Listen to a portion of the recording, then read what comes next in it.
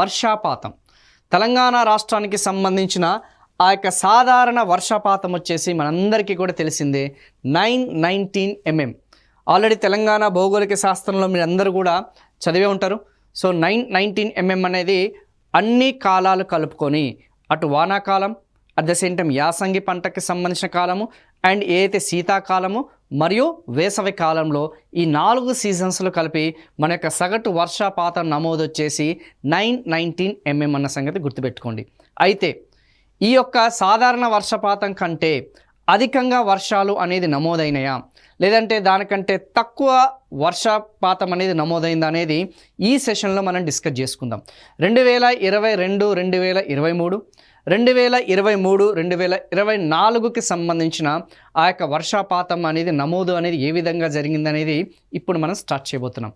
So ఒక్కసారి మీరు క్లోజ్గా అబ్జర్వ్ చేస్తే ఈ నైరుతి పవనాలు ఏదైతున్నాయో ఓకేనమ్మా, నైరుతి పవనాలు ఏదైతున్నాయో ఆ నైరుతి పవనాలు సాధారణ వర్షపాతం కంటే 17% అధికంగా నమోదైంది. నెంబర్ 1. నెంబర్ 2, ఈశాన్య ఋతుపవనాలు ఏదైతే ఉన్నాయో యాసంగి పంటకి సంబంధించిన ఓకేనమ్మా, ఆ యాసంగి పంటకి సంబంధించిన ఏదైతే వర్షపాతం నమోదు ఏదైతే ఉందో అది -53%, రుణాత్మకం. సాధారణ వర్షపాతం కంటే ఆ కాలంలో సాధారణ వర్షపాతం కంటే -53 రుణాత్మకంగా వృద్ధి రేటు నమోదైంది. చాలా స్పష్టంగా మనకి తెలుస్తుంది. మూడోది ఏదైతే మనం చెప్పుకున్న శీతాకాలం ఏదైతే ఉందో ఆ శీతాకాలానికి సంబంధించిన ఆ యొక్క వింటర్ సీజన్కి సంబంధించింది అయితే -90%. ఓకేనా, ఆల్రెడీ అక్టోబర్లో మనం చెప్పుకున్నాం ప్రీవియస్ సెషన్లోనే చాలా స్పష్టంగా మనకి ఆ యొక్క ఒడుదుడుకులు హెచ్చు తగ్గులు అనేది మనకి కలిగి ఉన్నాయి అని చెప్పేసి. సో ఆ యొక్క వింటర్ సీజన్లో సాధారణ వర్షపాతం కంటే -90% వచ్చేసి మనకి నమోదైందన్న సంగతి క్లియర్గా స్పష్టంగా తెలుస్తుంది. అండ్ వేసవి పంటలో చూసుకుంటే వేసవి కాలంలో ధనాత్మకంగా 45% అనేది రికార్డ్ అయింది. ఇది అంటే ఏదైతే మనం చెప్పుకున్న కాలాల వారీగా. మరి ఓవరాల్గా ఎంత? ఓవరాల్గా చూసుకుంటే 8%. ఓవరాల్గా చూసుకుంటే 8% సాధారణ వర్షపాతం కంటే 8% అదనంగా నమోదైంది. 8% అదనంగా నమోదైందన్న సంగతి చాలా స్పష్టంగా జూన్ నుంచి మనకి మే వరకు, ఎందుకంటే వ్యవసాయ కాలం అనేది వేరేగా ఉంటుంది కాబట్టి జూన్ 1 నుంచి మే 31 వరకు సంబంధించిన ఆ యొక్క నమోదు అనేది మనకి +8% ప్లస్ ధనాత్మకంగా అన్న సంగతి చాలా స్పష్టంగా ఉంది. ఇది కొంచెం ఎగ్జామినేషన్ పాయింట్ ఆఫ్ వ్యూలో ఆ 8% అనేది గుర్తుపెట్టుకోండమ్మా. సో దానికి సంబంధించిన ఆ యొక్క ఏదైతే మ్యాటర్ ఏదైతే ఉందో ఆ యొక్క సమాచారం అంతా కూడా మీకు స్లైడ్స్ రూపంలో ఇవ్వడం జరిగింది. సో తెలంగాణలో 2023, 2024లో 994.8 మిల్లీమీటర్ల యొక్క వర్షపాతం అనేది నమోదైంది. సాధారణ వర్షపాతం కంటే 8% ఎక్కువ. So first and foremost question మనకి ఎగ్జామినేషన్లో ఒకవేళ అడిగితే మాత్రం ఇది. అట్ ద సేమ్ టైం మనం చెప్పుకునే నైరుతి పవనాలు ధనాత్మకంగా రికార్డ్ అయింది, ఆల్రెడీ ఇది కూడా మనం చెప్పుకున్నాం. అట్ ద సేమ్ టైం ఏదైతే మనం చెప్పుకున్న ఈశాన్య ఋతుపవనాలు కానీ లేదంటే మనం చెప్పుకున్న శీతాకాలం పంట కానీ నెగిటివ్గా రికార్డ్ అయింది. అట్ ద సేమ్ టైం మళ్ళీ వేసవి పంట వచ్చేసి మనకి 45% అనేది అదనంగా సూచించిందన్న సంగతి చాలా స్పష్టంగా మనం డిస్కస్ చేసుకోవడం జరిగింది. అయితే ఇప్పుడు మనకి ఈ యొక్క స్థూల సేద్యపు విస్తీర్ణం అనేది ఏదైతుందో ఆ యొక్క పంటలకి సంబంధించిన ఉత్పత్తి ఏదైతుందో దాని గురించి మనం కొంచెం డీటెయిల్గా డిస్కస్ చేసుకుందాం. ఓకేనమ్మా, ఒక్కసారి చేద్దాం. 2022, 2023లో ఇప్పుడు 2023, 2024కి సంబంధించిన సమాచారం అనేది మన సోషియో ఎకనామిక్ అవుట్లుక్లో మెన్షన్ చేయలేదు. ఓకే, ఇప్పుడు మనకున్న సమాచారం ఆధారంగా 2022, 2023 డాటా ఆధారంగానే మనకి బిట్స్ పడే అవకాశం అనేది ఉంది.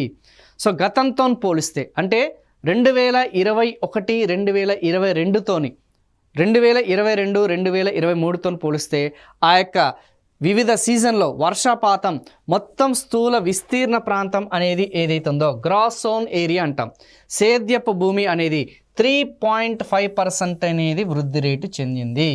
అంటే గతంతో పోలిస్తే 2021 మళ్ళీ రిపీట్ చేస్తున్నా 2021, 2022తో పోలిస్తే 2022, 2023లో ఆ యొక్క స్థూల విస్తీర్ణం తెలంగాణ రాష్ట్ర స్థూల సేద్యపు విస్తీర్ణం అనేది 3.5% అనేది పెరిగింది.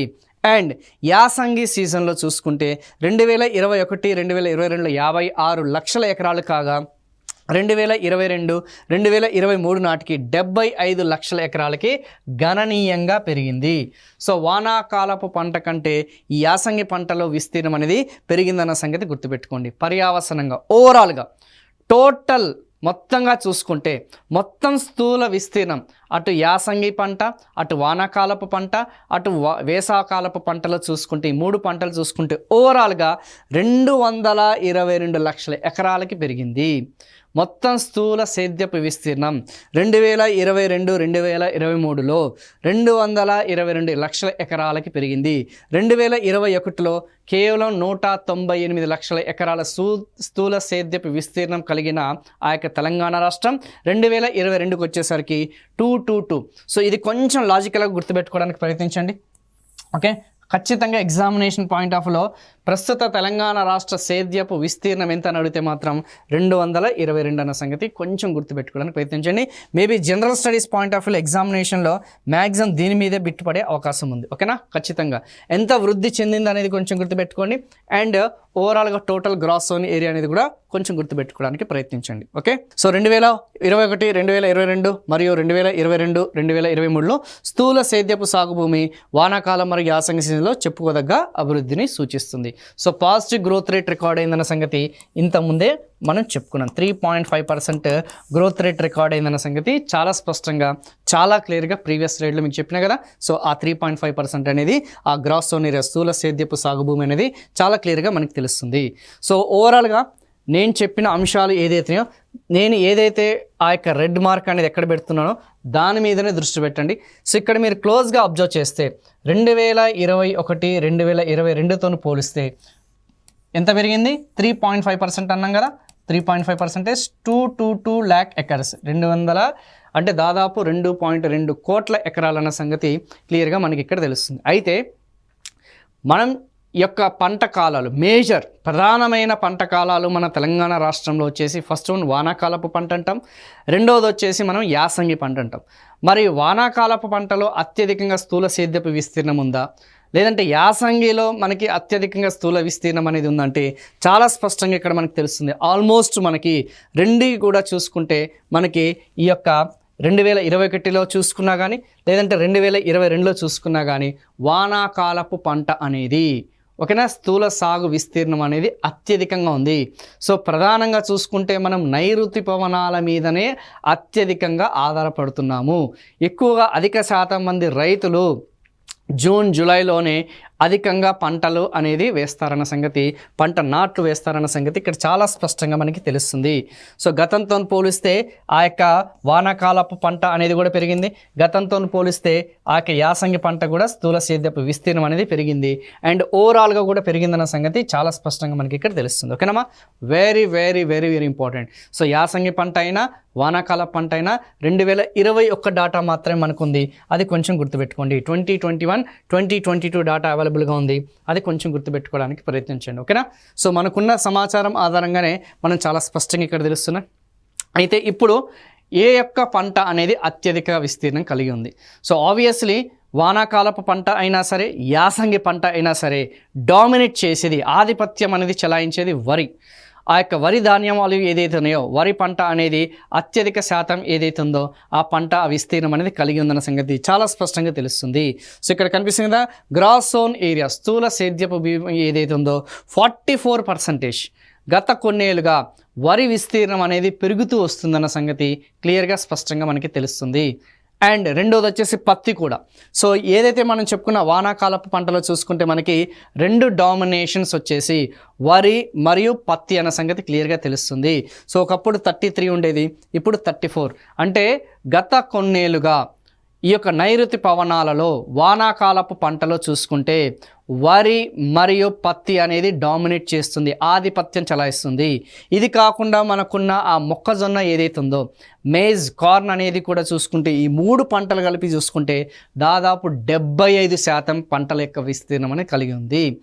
సో ఎగ్జామినేషన్ పాయింట్ ఆఫ్ వ్యూలో అత్యధికంగా విస్తీర్ణం కలిగిన పంటలు ప్రధాన పంటలు అని ఒకవేళ ఎగ్జామ్లో అడిగితే వానాకాలంలో ద మోస్ట్ ఇంపార్టెంట్ టాప్ 3 వచ్చేసి మనకి వరి, రెండవది వచ్చేసి కమర్షియల్ క్రాప్ వచ్చేసి మనకి ఆ యొక్క పత్తి, మూడోది వచ్చేసి మొక్కజొన్న. కొంచెం దీన్ని అబ్జర్వ్ చేయండి. సో ఖచ్చితంగా ఈ 3 అంశాలు అనేది ఎగ్జామినేషన్ పాయింట్ ఆఫ్ వ్యూ గుర్తుపెట్టుకోండి. వానాకాలపు పంట అనేది గుర్తుపెట్టుకోండి, యాసంగి పంటకి సంబంధించిన టాప్ 3 గుర్తుపెట్టుకోండి. Very very very very very important. So వానాకాల పంటలు చూసుకుంటే మనకి అక్కడున్న వాతావరణ పరిస్థితులు, శీతోష్ణ స్థితి పరిస్థితుల ఆధారంగా ఈ పంటలు అనేది వేయడం జరుగుతుంది. కరీంనగర్, నిజామాబాద్, వరంగల్ ఏదైతే ప్రాంతాలు, ఖమ్మం లాంటి ప్రాంతాల్లో అత్యధికంగా ఈ రకమైన పంటలు అనేది పండిస్తారన్న సంగతి కొంచెం మీకు గుర్తు చేస్తున్నాం. ఓకేనా. అదే మనకి సౌత్ వెస్ట్కి వచ్చేసరికి, నైరుతి తెలంగాణకు వచ్చేసరికి ఎక్కువగా మనకి ఆ యొక్క కందిపప్పు మరియు మొక్కజొన్న పంటలు అనేది, ఆ సోయాబీన్ లాంటివి ఎక్కువగా పండిస్తారన్న సంగతి గుర్తుపెట్టుకోండి. Very very very important. So ఇక్కడ క్లియర్గా కనిపిస్తుంది ఓవరాల్గా చూసుకుంటే. సో నేను చెప్పిన అంశాలే మనకి ఆ యొక్క స్లైడ్స్లో ఇన్ఫర్మేషన్ అనేది ఇవ్వడం జరిగింది. ఒక్కసారి చెక్ చేసుకోండి. సో ఇదే కాలంలో పత్తి పెరిగింది, ఇదే కాలంలో మనకి వరి కూడా పెరిగిందన్న సంగతి క్లియర్గా మెన్షన్ చేయడం జరిగింది. సో ఇక్కడ చూసుకుంటే ఓవరాల్గా ఆల్రెడీ మనం చెప్పుకున్నాం కదా. సో ఈ యొక్క మొక్కజొన్న విషయంలో కానీ కందిపప్పు విషయంలో కొంచెం నెగిటివ్ రుణాత్మకమైన ప్రభావం అనేది చూపించిందని చెప్పేసి, వర్షాలు అనేది ఆన్ టైంలో సకాలంలో పడకపోవడం వల్ల, డిలే అవ్వడం వల్ల దానికి ఇంపాక్ట్ అనేది తగ్గిందన్న సంగతి మనం ఇనిషియల్ క్లాసులోనే ఫస్ట్ సెషన్లోనే చాలా క్లియర్గా మీకు స్పష్టంగా మెన్షన్ చేయడం జరిగింది. సో దానికి సంబంధించి చూడండి. సో మొక్కజొన్న మరియు కందులు స్వల్పంగా తగ్గాయి. సో కందిపప్పు ఏదైతుందో, ఆ యొక్క మొక్కజొన్న ఏదైతుందో అది పడిపోయిందన్న సంగతి క్లియర్గా మనకి ఇక్కడ తెలుస్తుంది. సో నెక్స్ట్ వన్, ఇక్కడ ఇంతకుముందు మనం చెప్పుకున్నది వానాకాలపు పంట, ఇప్పుడు మనం డిస్కస్ చేసుకునేది యాసంగి పంట. ఇక్కడ కనిపిస్తుంది కదా టాప్ 5 క్రాప్స్. ఆ టాప్ 5 క్రాప్స్ అనేది మీరు ఒక్కసారి క్లోజ్గా అబ్జర్వ్ చేయండి. ఇక్కడ కూడా అంతే, ఆల్మోస్ట్ 75% వచ్చేసి మనకి ఓవరాల్గా డామినేట్ చేసేది ఆ యొక్క వరి పంట మరియు మొక్కజొన్న. సో ఆ యొక్క యాసంగి పంటకు వచ్చేసరికి మనకి ఆ యొక్క నార్త్ ఈస్ట్ మాన్సూన్స్ అంటాం, ఈశాన్య ఋతుపవనాలకి సంబంధించిన ఆ యొక్క ఏదైతే ఉందో ఆ కాలంలో వేసే పంటలు ఏదైతే ఉందో దాన్ని మనం యాసంగి అంటాం. ఆ పంటలకి సంబంధించిన క్లియర్గా మనకి తెలుస్తుంది. వరి అనేది అత్యధిక శాతం అనేది ఆల్మోస్ట్ మనం చూసుకుంటే 76.66%, అంటే దాదాపు 3/4 వంతు పంట అంతా కూడా చూసుకుంటే మనకి వరి అనేది డామినేట్ చేస్తుంది. ఇది కూడా గత కొన్నేళ్ళుగా ఆ యొక్క వానాకాలపు పంట అయినా సరే, యాసంగి పంట అయినా సరే, వరి యొక్క ఆధిపత్యం అనేది, ధోరణి అనేది పెరుగుతూ వస్తుంది, దాని యొక్క డామినేషన్ అనేది పెరుగుతూ వస్తుందన్న సంగతి స్పష్టంగా మనకి తెలుస్తుంది. So very very very important. And maize, మొక్కజొన్న యొక్క శాతం అనేది తగ్గుతూ వస్తుంది. ఏదైతే మనం చెప్పుకున్న కార్న్ ఏదైతే ఉందో, మేజ్ ఏదైతే ఉందో దాని యొక్క వాటా ఒకప్పుడు 10% ఉండేది, ఇప్పుడు 8.7%. ఒకప్పుడు 15% ఉండేదమ్మా. కాకపోతే ఈ మధ్య కాలంలో దేశీయంగా కానీ, అంటే జాతీయ పరంగా కానీ, స్థానికంగా కానీ, అంతర్జాతీయంగా కానీ చూసుకుంటే మొక్కజొన్న అనేది, కార్న్ ఆర్ మేజ్ అనేది చూసుకుంటే సర్ప్లస్ ప్రొడక్షన్ అనేది ఉంది, మిగులు ఉత్పత్తి అనేది ఉంది. అందుకే అంతర్జాతీయంగా డిమాండ్ లేకపోవడం వల్ల, జాతీయంగా దానికి డిమాండ్ లేకపోవడం వల్ల, ఆ యొక్క పంట సరైన గిట్టుబాటు ధరలు రాకపోవడం వల్ల రైతులు వచ్చేసి ఆ పంట అనేది తగ్గించి ఈ కందులు ఏదైతున్నాయో, ఓకే, పప్పు ధాన్యాలు ఏదైతున్నాయో వాటి వైపు ఎక్కువగా ఇంట్రెస్ట్ చూపిస్తున్నారు. శనగపప్పు, కందిపప్పు, రెడ్ గ్రామ్, లెంటిల్స్ ఇవి అంటాం కదా. సో దాని వైపు ఎక్కువగా ఇంట్రెస్ట్ చూపిస్తున్న సంగతి చాలా క్లియర్గా, చాలా స్పష్టంగా మనకి తెలుస్తుంది. బట్ ఈ యొక్క లాస్ట్ ఇయర్తో పోలిస్తే యాసంగి పంటలో సరిగ్గా హెచ్చు తగ్గులు, ఆ వర్షాలు అనేది హెచ్చు తగ్గులు అనేది అధికంగా ఉండడం వల్ల ఆ యొక్క పంటల యొక్క విస్తీర్ణం అనేది తగ్గుతూ వస్తున్న సంగతి క్లియర్గా మనం తెలుసుకుంటున్నాం. ఓకేనా. సో అందుకే చూడండి, వర్షాల మీద ఆధార పంటల యొక్క ఏదైతే విస్తీర్ణం అనేది తగ్గింది, ఇరిగేషన్ ఏదైతే ఉందో నీటిపారుదల వస్తువులు కలిగిన యొక్క పంటల యొక్క విస్తీర్ణం అనేది పెరుగుతూ వస్తున్న సంకేతాలు అనేది స్పష్టంగా తెలుస్తున్నాయి. ఆల్రెడీ మనం ప్రీవియస్ సెషన్లో మనం డిస్కస్ చేసుకోవడం జరిగింది. ఓకే, ఇక్కడ చూద్దాం. సో ఆల్రెడీ ఇంతకుముందు మీకు చెప్పినట్టు యాసంగి సీజన్లో వ్యవసాయ సంవత్సరాలు 2021, 2023లో స్థూల విస్తీర్ణ ప్రాంతంలో వరి అనేది ఆధిపత్యం చెలాయించింది. సో 2 కాలాల్లో చూసుకుంటే వరి అనేది ఆధిపత్యం చెలాయించిందన్న సంగతి చాలా స్పష్టంగా మనకి ఇక్కడ తెలుస్తుంది. ఓకేనా. సో ఎంత శాతం అనేది కూడా క్లియర్గా మనకి ఆ యొక్క ఫిగర్లో మెన్షన్ చేయడం జరిగింది, మనకి సర్వేలో కూడా క్లియర్గా మెన్షన్ చేయడం జరిగింది. సో ఇంతకుముందు మనం మెన్షన్ చేసిన ఆ యొక్క మొక్కజొన్న, వేరుశెనగలో కూడా తగ్గుదల కనిపించింది. ఈ ఫిగర్కి సంబంధించిన అంశాలను కూడా ఇక్కడ క్లియర్గా మెన్షన్ చేశాం. That's not an issue. ఇప్పుడు ఓవరాల్గా చూసుకుంటే ఈ యొక్క percentage of gross sown area and top 5 crops in వానాకాలం. ఈ వానాకాలంలో చూసుకుంటే మనకి ఆల్రెడీ ఇంతకుముందు మనం చెప్పుకున్నట్టు ఈ ట్రెండ్స్ పరంగా ఇంతకుముందు మనము 2021, 2022 అనేది మనం కంపారిజన్ చేసినాం. సో ఇప్పుడు వచ్చేసరికి 2014 నుంచి ఆల్రెడీ మీకు చెప్పిన అంశాలే, కొత్తగా ఏం చెప్పట్లేదు. 2014 చూసుకుంటే వరి యొక్క శాతం అనేది పెరుగుతూ వస్తుందా, తగ్గుతూ వస్తుందా వానాకాలంలో? సౌత్ వెస్ట్ మాన్సూన్స్ ఏదైతే మనం చెప్పుకున్న ఆ యొక్క నైరుతి పవన కాలంలో చూసుకుంటే వరి యొక్క డామినేషన్ అనేది పెరుగుతూ వస్తుంది. ఒకప్పుడు 22% ఉన్న వరి ఈ యొక్క నీటిపారుదల వస్తువులు అనేది అధికంగా కల్పించడం వల్ల, అంటే గత 10 సంవత్సరాలలో irrigation projects, major irrigation projects కానీ, మైనర్ ఇరిగేషన్ ప్రాజెక్ట్స్ కానీ, మిషన్ కాకతీయ లాంటి పథకాలు కానీ, ఓకేనా, ఈ యొక్క ఏదైతే ప్రధానమంత్రి కృషి వికాస్ యోజన లాంటి పథకాల వల్ల కానీ, ఓకేనా, అటు కేంద్ర ప్రభుత్వం రాష్ట్ర ప్రభుత్వం చొరవ వల్ల, ఓకేనా, ఆ యొక్క ఇరిగేషన్ ప్రాజెక్ట్స్ అనేది సకాలంలో పూర్తి చేయడం వల్ల ఆ యొక్క పంట విస్తీర్ణం అనేది పెరిగింది. ఆ యొక్క వరికి సంబంధించిన పంట విస్తీర్ణం పెరిగింది. అట్ ద సేమ్ టైం పత్తికి సంబంధించిన పంట విస్తీర్ణం అనేది కూడా స్వల్పంగా పెరిగిందన్న సంగతి చాలా స్పష్టంగా మనకు తెలుస్తుంది. దాని యొక్క ఇంపాక్ట్, దాని యొక్క ప్రభావం అనేది ఇతర పంటల మీద పడింది. ఏదైతే మనం చెప్పుకున్న మొక్కజొన్న, మనం చెప్పుకున్న కందిపప్పు, మనం చెప్పుకున్న సోయాబీన్ అనే విషయంలో మాత్రం ఆ యొక్క షేర్ అనేది, దాని యొక్క వాటా అనేది ఓవరాల్గా తగ్గింది. సో ఇంతకుముందు మీకు 2021, 2022 కేవలం ఆ 2 ఇయర్స్తో పోల్చడం జరిగింది. ఇక్కడికి వచ్చేసరికి మనకి ధోరణులు అంటాం, ఓకేనా. ఆ యొక్క ధోరణులు ఏదైతుందో ట్రెండ్స్ పరంగా చూసుకుంటే ఓవరాల్గా మీకు చెప్పిన ఆ యొక్క స్టేట్మెంట్స్, ఇంతకుముందు ఎక్స్ప్లెయిన్ స్టేట్మెంట్స్ అన్నీ కూడా చాలా స్పష్టంగా ఇక్కడ మనకి తెలుస్తుంది. సో కొంచెం చూసుకోండి, ఈ అంశాలన్నీ కూడా చాలా డీటెయిల్గా మీకు ఎక్స్ప్లెయిన్ చేయడం జరిగింది. మరి యాసంగి పంటకు వచ్చేసరికి వానాకాలం ట్రెండ్స్ చెప్పుకున్నాం, మరి యాసంగి పంటకి సంబంధించిన ఆ ట్రెండ్స్ కూడా ఒకసారి చెక్ చేద్దాం. సో యాసంగి చూసుకుంటే వరి అనేది చూసుకుంటే ఓవరాల్గా 43% ఉండేది, ఇప్పుడు 76%కి పెరిగింది. షేర్ వాటా ఇంతకుముందు కూడా అదే కదా, 2021, 2022లో కూడా 76% కదా మనకు ఉంది. సో క్లియర్గా మనకి స్పష్టంగా తెలుస్తుంది. సో యాసంగి పంట అయినా సరే, వానాకాల పంట అయినా సరే, ఆ యొక్క వరి అనేది డామినేట్ చేస్తుంది. మొక్కజొన్న యొక్క శాతం అనేది తగ్గుతూ వస్తుంది. చెప్పినా లేదా, ఒకప్పుడు 15% ఉందని చెప్పేసి ఇంతకుముందే చెప్పిన మీకు. సో మా మైండ్లో ఆ డేటా అంతా కూడా కొంచెం మాకు ఫిక్స్ అవుతుంది కాబట్టి, ఇంతకుముందు మేము చెప్పి మాకు అలవాటైంది కాబట్టి, ఆ 15%గా ఉన్న ఏదైతే మేజ్ అనేది ఏదైతుందో అది 6.3%కి పడిపోయిందన్న సంగతి క్లియర్గా స్పష్టంగా తెలుస్తుంది. అండ్ మిగతా పంటలు కూడా వాటి యొక్క షేర్ అనేది తగ్గింది. సో అందుకే వరి అనేది అత్యధిక వాటా కలిగి ఉన్నది, యాసంగి పంట అయినా సరే, మనకి వానాకాల పంట అయినా సరే. సో డామినేట్ చేసేది ఆ యొక్క వానాకాలపు పంటలో వరి మరియు పత్తి. యాసంగిలో చూసుకుంటే మనకి ఆ యొక్క వరి మరియు మేజ్ ఏదైతుందో అది మొక్కజొన్న అనేది కొంచెం డామినేట్ చేస్తున్న సంగతి కొంచెం మీరు గమనించాల్సిన అంశాలు. Very very very very very important, ఓకేనమ్మా. 100% ఎగ్జామినేషన్ పాయింట్ ఆఫ్ వ్యూ చూసుకుంటే ఈ టాప్ 5 క్రాప్స్ ఏదైతుందో, ఈ 5 పంటలు ఏదైతుందో, ఒకప్పుడు 77% ఉండేది, ఇప్పుడు ఆల్మోస్ట్ 92% వచ్చేసి ఇవే డామినేట్ చేస్తున్నాయి. అండ్ కంప్లీట్లీ డామినేట్ చేసేది మాత్రం ఈ యొక్క వరి అన్న సంగతి చాలా స్పష్టంగా మనకి తెలుస్తుంది. సో ఇప్పుడు ఓవరాల్గా food crops and non food crops. So మనకున్న ఆ యొక్క సర్వే డేటా ఆధారంగా చూసుకుంటే ఆ యొక్క ఆహార ధాన్యాల యొక్క వాటా అనేది తగ్గుతూ వస్తుంది, ఆహారేతర ధాన్యాల యొక్క వాటా అనేది పెరుగుతూ వస్తుంది. చాలా క్లియర్గా, చాలా స్పష్టంగా ఒకప్పుడు తెలంగాణ రాష్ట్రంలో 2001లో చూసుకుంటే, 2001లో చూసుకుంటే తెలంగాణ రాష్ట్రానికి సంబంధించిన 2001, 2002లో చూసుకుంటే ఒకప్పుడు ఆహార ధాన్యాల యొక్క షేర్ అనేది 71% ఉండేది. అండ్ వాణిజ్య పంటలు ఏదైతే ఆహారేతర ధాన్యాల యొక్క షేర్ అనేది 30% ఉండేది. సో తర్వాత ఈ యొక్క ఆహార ధాన్యాల యొక్క వాటా, ఆహారేతర ధాన్యాల యొక్క షేర్ అనేది పెరుగుతూ వస్తుంది. ఆల్మోస్ట్ 39%కి రీచ్ అయింది. ఇప్పుడు ఆల్మోస్ట్ 40% వరకు ఉందమ్మా, 40 to 45%. అండ్ ఆహార ధాన్యాల యొక్క షేర్ అనేది తగ్గుతూ వస్తుంది. ఆహార ధాన్యాలు ఏదైతే ఉన్నాయో, ఆహార ధాన్యాలకి సంబంధించిన వాటా అనేది తగ్గుతూ వస్తుంది. ఆహారేతర ధాన్యాల యొక్క వాటా అనేది పెరుగుతూ వస్తున్న స్పష్టమైన సంకేతం అనేది కనిపిస్తుంది. అంటే మెల్లమెల్లగా రైతు ఎవరైతే ఉన్నారో, ఓకేనా, he is mainly focusing on alternative, ప్రత్యామ్నాయ పంటల వైపు మొగ్గు చూపుతున్నారు. క్రాప్ డైవర్సిఫికేషన్ అంటాం, పంటల యొక్క వైవిధ్యం, ఓకేనా.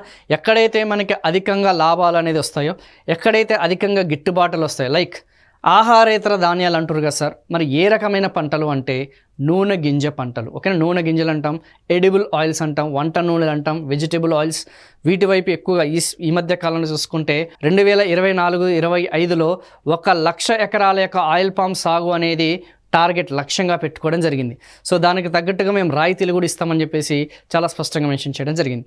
సో అలా మనకి నూనె గింజల వైపు at the same time commercial horticulture crops అంటాం, ఉద్యానవన పంటలు, పండ్లు పూలు కూరగాయలు ఏదైతున్నాయో సో వాటి వైపు ఎక్కువగా డైవర్ట్ చేయడం వల్ల ఆహారేతర సాగు అనేది పెరుగుతూ వస్తుంది, ఆహార యొక్క పంటల యొక్క సాగు అనేది తగ్గుతూ వస్తున్న సంగతి క్లియర్గా తెలిసిపోతుంది. సో పత్తి, ఎస్పెషల్లీ ఈవెన్ పత్తి కూడా ఉంది కదా మనకి, ఎస్ ఆ పత్తికి సంబంధించిన ఏదైతుందో అది కూడా చాలా స్పష్టంగా తెలుస్తుంది. సో ఇప్పటి వరకు మన యొక్క పంటల యొక్క విస్తీర్ణం, సాగు విస్తీర్ణం మీద మనం ఫోకస్ చేసినాం. సో ఇప్పుడు వచ్చేసి మనము పంటలకి సంబంధించిన ఉత్పత్తి, ప్రధాన పంటలకి సంబంధించిన ఆ యొక్క ఉత్పత్తి. సో సాగు విస్తీర్ణం ఎంత? మొత్తం సాగు విస్తీర్ణం 222 లక్షల ఎకరాలు, 2.2 crore ఏదైతే మనం చెప్పుకున్న ఎకర్స్. అందులో ప్రధాన భాగంగా మనం చూసుకుంటే మనకి ఆ యొక్క వానాకాల పంట, సో అల్పంగా చూసుకుంటే మనకి యాసంగి పంట, అండ్ ఏవేవి డామినేట్ చేస్తున్నాయి అనేది ఎగ్జామినేషన్ పాయింట్ ఆఫ్ వ్యూ మాత్రం మీరు ఖచ్చితంగా ఆ అంశాల మీద ఎక్కువగా కేంద్రీకరించండి, దృష్టి పెట్టండి. అంతకు మించి మనకి బిట్ అనేది అవుట్ సైడ్ వెళ్ళే అవకాశం అనేది చాలా చాలా తక్కువ. ఎందుకంటే రీసెంట్గా వచ్చిన ప్రభుత్వం కాబట్టి ఆ రీసెంట్ సర్వే ఆధారంగానే మనకి ఎక్కువగా అడిగే ఛాన్సెస్ ఉంది. ఓకేనా? ఎస్. ఇప్పుడు 2022, 2023లో తెలంగాణ రాష్ట్రానికి సంబంధించిన మొత్తం వ్యవసాయ ఉత్పత్తి సాగు విస్తీర్ణం 222 లక్షల ఎకరాలు. ఇది వచ్చేసరికి 414 లక్షల metric tons. Very very very important, especially general studies లాంటి ఎగ్జామినేషన్స్కి. ఫ్యాక్చువల్ డాటా అనేది అడిగితే ఏదో ఒక ఎగ్జామినేషన్లో పంటల యొక్క సాగు విస్తీర్ణం, పంటల యొక్క సేద్యపు భూమి అన్న అడుగుతాడు, లేదంటే మొత్తం ధాన్యాల యొక్క ఉత్పత్తి అన్న అడుగుతాడు. ఏదో ఒక ఎగ్జామినేషన్ పాయింట్ ఆఫ్ వ్యూలో, whether it might be SI, constable, JL కానీ, డిఎల్ కానీ, లేదంటే ల్యాబ్ టెక్నీషియన్స్కి సంబంధించిన ఎగ్జామినేషన్స్ తీసుకోండి, డిఎస్సి లాంటి ఎగ్జామినేషన్స్ తీసుకోండి, what ever might be the examination. So ఖచ్చితంగా ఏదో ఒక అంశాలలో ఇప్పటి వరకు మనం చెప్పిన బిట్స్ అన్నీ కూడా పడే అవకాశాలు ఉన్నాయి. ఏది కూడా వదలకండి. సో ఇది ఇంపార్టెంట్, ఇది ఈ ఏరియా నుంచి వస్తుంది అనేది ఎక్కడ కూడా లేదు. ఈ మధ్య క్వశ్చన్ పేపర్ ట్రెండ్స్ అనేది క్లోజ్గా ఫోకస్ చేస్తే బిట్టు ఆస్కారం అనేది మనం చెప్పలేకపోతున్నామా, కానీ సర్వే ఓరియంటేషన్లోనే ఉందన్న సంగతి క్లియర్గా స్పష్టంగా తెలుస్తుంది. మరి ఈ యొక్క పంటల యొక్క మొత్తం ఉత్పత్తులు చూసుకుంటే 2014లో చూసుకుంటే 232 లక్షల ఆ యొక్క మెట్రిక్ టన్స్ అనేది క్లియర్గా కనిపిస్తుంది. ఎంత ఉందమ్మా? 232 లక్షల మెట్రిక్ టన్స్ అన్న సంగతి క్లియర్గా గుర్తుపెట్టుకోండి.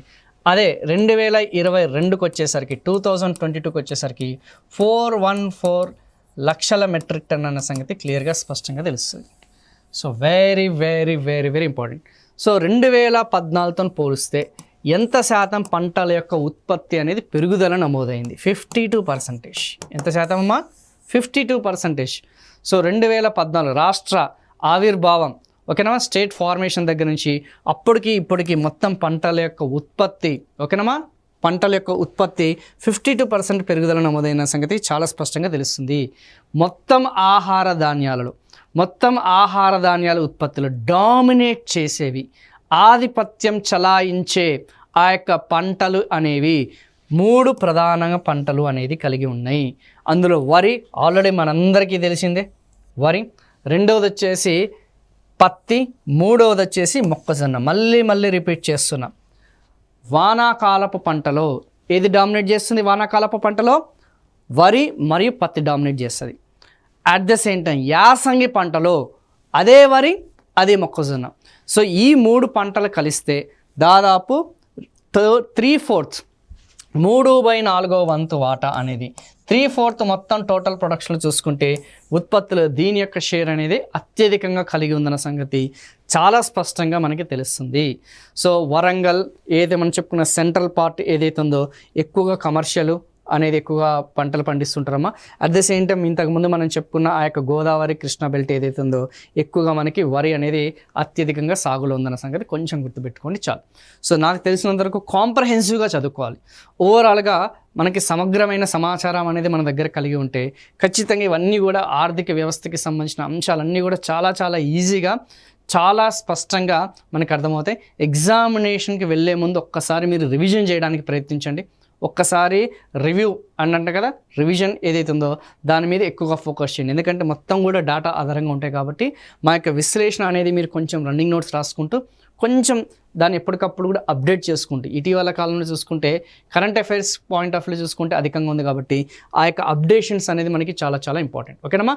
Very very important. ఖచ్చితంగా ఎగ్జామ్లో వీటి మీద ఫోకస్ చేయండి. ఓకేనా? సో రాష్ట్రంలో 120. ఇప్పుడు వరికి సంబంధించినవి పంటల యొక్క మొత్తం ఉత్పత్తి అనేది 414 అని చెప్పుకున్నాం. 50% పెరుగుదల నమోదైందని చెప్పేసి చాలా స్పష్టంగా చెప్పుకున్నాం. మరి అందులో వరి యొక్క షేర్ అనేది ఎంత ఉంటుంది? మొత్తంగా చూసుకుంటే 222 లక్షల ఎకరాల్లో చూసుకుంటే 222 lakh ఎకర్స్లో చూసుకుంటే వరి 122 lakh ఎకర్స్ కనిపిస్తుంది కదా ఇక్కడ. ఆల్మోస్ట్ మొత్తం సాగు విస్తీర్ణంలో దాదాపు 50% యొక్క డామినేషన్ అనేది 50% ఆన్ అండ్ యావరేజ్గా సగటున ఈ యొక్క వరి విస్తీర్ణం అనేది క్లియర్గా స్పష్టంగా తెలిసింది. ఇది ఉత్పత్తి కాదు, ఇది విస్తీర్ణానికి సంబంధించిన అంశం. వరి విస్తీర్ణం ఏదైతే ఉందో విస్తీర్ణం. అదే ఉత్పత్తికి సంబంధించింది చూస్తే మొత్తం 258 lakh metric tons out of 414 lakh metric tons. ఓకేనమ్మా. మొత్తం వరి యొక్క ఉత్పత్తి అనేది చూసుకుంటే 414 lakh metric 258 lakh metric tons out of 414 అనే సంగతి చాలా స్పష్టంగా తెలుస్తుంది. అంటే ఆల్మోస్ట్ మోర్ దాన్ ఏదైతే మనం చెప్పుకున్నాం ఆల్మోస్ట్ దాదాపు ఇది కూడా అంతే 50% యొక్క ఉత్పత్తి అనేది అవుతుందో 50%కి సంబంధించిన ఆ యొక్క ఉత్పత్తి అనేది చాలా స్పష్టంగా మనకి వరి అనేది డామినేట్ చేస్తుంది. ఇక్కడ చాలా క్లియర్గా కనిపిస్తుంది. సో వరి సాగు చేయగా 258 lakh మెట్రిక్ టన్స్ ఉత్పత్తి అనేది జరిగింది వరికి సంబంధించింది. సో వరి సాగు విస్తీర్ణం వచ్చేసి 122 lakh ఎకర్స్ అండ్ వరికి సంబంధించిన ప్రొడక్షన్ వచ్చేసి మనకి 258 lakh మెట్రిక్ టన్స్. ఖచ్చితంగా వరి అనేది డామినెంట్ పంట కాబట్టి దీని మీద మీరు కొంచెం ఫోకస్ చేయండి. మిగతా పంటలు అనేది ఏదైతుందో జస్ట్ ఆ ఫిగర్స్ అనేది కొంచెం గుర్తుపెట్టుకోవడానికి ప్రయత్నించండి. అఫ్కోర్స్ ఇది కొంచెం కష్టమే. పత్తికి సంబంధించినది ఎన్ని మెట్రిక్ టన్నులు, మొక్కజొన్నకి సంబంధించి ఎంత సాగు చేస్తున్నారు, ఎంత మెట్రిక్ టన్ను, అట్లీస్ట్ టాప్ 3 ఇంతకుముందు మనం చెప్పుకున్న ఆ యొక్క 75% ఏదైతుందో 75% ఆధిపత్యం చలామణి చేసే ఆ పంటలు అనేది ఖచ్చితంగా దాని యొక్క ఉత్పత్తి, దాని యొక్క విస్తీర్ణం అనేది ఖచ్చితంగా మీరు 100% ఎగ్జామినేషన్ పాయింట్ ఆఫ్ వ్యూలో ఈ యొక్క ఆ యొక్క అసెండింగ్ ఆర్డర్ డిసెండింగ్ ఆర్డర్ అంటే కదమ్మా, ఆ యొక్క ascending and descending order greater than lesser than అనే దగ్గర ఎక్కువగా అడిగే ఛాన్సెస్ ఉంది. లేదు డైరెక్ట్గా ఫిగర్స్ అనేది కూడా అడిగే ఛాన్సెస్ ఉంది. కొంచెం దీని మీద మీరు ఫోకస్ చేయడానికి ప్రయత్నించండి. అండ్ ఫైనలీ పంటల యొక్క దిగుబడి. ఓకే, పంటలకి సంబంధించిన ఈల్డింగ్ ఏదైతే ఉందో, సో 1 ఎకరానికి ఎంత పంట అనేది పండిస్తున్నాం, ఎన్ని కేజీల యొక్క ధాన్యం అనేది మనకు వస్తుంది. అలా చూసుకుంటే మనకి 2021, 2022కి సంబంధించిన ఓకేనమ్మా 2021, 2022కి సంబంధించిన ఆ యొక్క పంట యొక్క దిగుబడి అనేది చాలా స్పష్టంగా ఇక్కడ మనకు తెలుస్తుంది. సో అత్యధిక పంట దిగుబడి వచ్చేసి చాలామంది వరి అనుకుంటారు. 1 ఎకరానికి అత్యధిక దిగుబడి వచ్చేసి మొక్కజొన్న. సో ఆల్మోస్ట్ ఎకరానికి చూసుకుంటే మనకి 2300 సగటున ఎంత ఉంది, 2350 2021, 22లో ఉంది. అండ్ 2249 ఏదైతే ఉందో 2022లో ఉంది. సో అత్యధిక పంట దిగుబడి కలిగిన ఆ యొక్క ధాన్యం ఏందనేది ఒకవేళ ఫ్యూచర్ ఎగ్జామినేషన్లో అడిగితే మాత్రం మొక్కజొన్న అన్న సంగతి చాలా స్పష్టంగా ఇక్కడ తెలుస్తుంది. సో ఇక్కడ చూడండి, మొక్కజొన్న ఏదైతే ఉందో మొక్కజొన్న విషయంలో అత్యధికంగా పంట దిగుబడి అనేది మీరు గుర్తుపెట్టుకోవడానికి ప్రయత్నించండి. వరి అనేది 2000 ఏదైతే మనం చెప్పుకున్న కేజీలు పర్ ఎకర్ అనేది ఉంది. అట్ ద సేమ్ టైం మనం చెప్పుకున్న ఆ యొక్క మొక్కజొన్న మాత్రం 2200 నుంచి 2350 మధ్యలో అది ఊగిసలాడుతున్న సంగతి చాలా స్పష్టంగా మనకు తెలుస్తుంది. అండ్ మిగతా పంటలకి సంబంధించిన దిగుబడి అనేది అల్పంగా ఉంది కాబట్టే ఎక్కువగా దీనివైపు ఇంట్రెస్ట్ చూపించారు. ఇప్పుడు క్లారిటీ వచ్చింది కదా, కాంప్రహెన్సివ్గా చదువుకోవాలని చెప్పేసి ఇంతకుముందన్న 3/4 వంతు ప్రధాన ఆహార పంటల యొక్క ఉత్పత్తి మనకి పత్తి, వరి, మొక్కజొన్న విషయంలో ఎందుకు అత్యధికంగా వస్తుందంటే వాటి యొక్క పర్ ఈల్డింగ్ ఏదైతే ఉందో దిగుబడి ఉత్పాదకత అనేది ఏదైతే ఉందో అత్యధికంగా ఈ 2 పంటలకు ఉన్నాయి కాబట్టి ఎక్కువ శాతం మంది రైతులు వచ్చేసి ఈ యొక్క పంట సాగు చేస్తున్నారన్న సంగతి చాలా స్పష్టంగా మనకు తెలుస్తుంది. ఓకేనా. మరి ఓవరాల్గా చూసుకుంటే దాని యొక్క ధోరణులు అనేది ఏదైతున్నాయో సో హైయెస్ట్ కనిపిస్తుంది కదా. ఒకనొక టైంలో మనకి 2020లో చూసుకుంటే ఈ మేజ్ ఏదైతుందో మొక్కజొన్న అనేది ఏదైతుందో దాదాపు ఎకరానికి 2744 2744 కేజీస్ పర్ ఎకర్ అనేది ఉంది. ఆ హైయెస్ట్ లైట్ గ్రీన్ కనిపిస్తుంది కదా. అండ్ డార్క్ గ్రీన్ వరి అనేది చూసుకుంటే నెక్స్ట్ సెకండ్ పొజిషన్ ఉంది. సో ఫస్ట్ పొజిషన్లో వచ్చింది ఏంది, మొక్కజొన్న. ఫస్ట్ పొజిషన్లో అత్యధిక దిగుబడి వచ్చేసి మనకి మొక్కజొన్న అనేది క్లియర్గా కనిపిస్తుంది.